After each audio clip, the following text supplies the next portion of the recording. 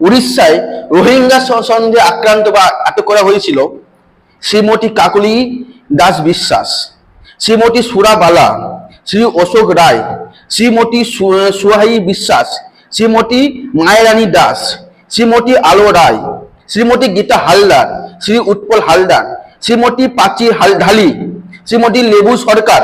এরা উড়িষ্যায় আক্রান্ত এবং যেটা নাম বললাম বেশিরভাগ নারী মা, এবং ওদের বয়স সীমা কিন্তু কারুর 70, কারুর 75, কারুর 65, মানে অলরেডি বার্ধক্যের উপরের বয়স সীমা। তাদেরকে আটক করা হয়েছিল উড়িষ্যাতে রোহিঙ্গা সন্দেহে।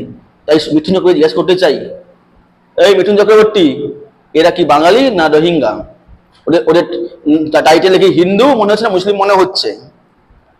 চুচুড়ার কখন নাম বলে, চুচুড়ার অভিষেক ঘোষ চুচুড়া বাসিন্দা, ওকে ছিল জানতে চাই। বিবেক গোস্বামী গোপালনগর বাড়ি, ওকে ছিল, হিন্দু ছিল না মুসলিম ছিল? উত্তম কুমার ব্রজবাসী, ওকে ছিল। এরকম নাম বলে নাম এখন শেষ হবে না।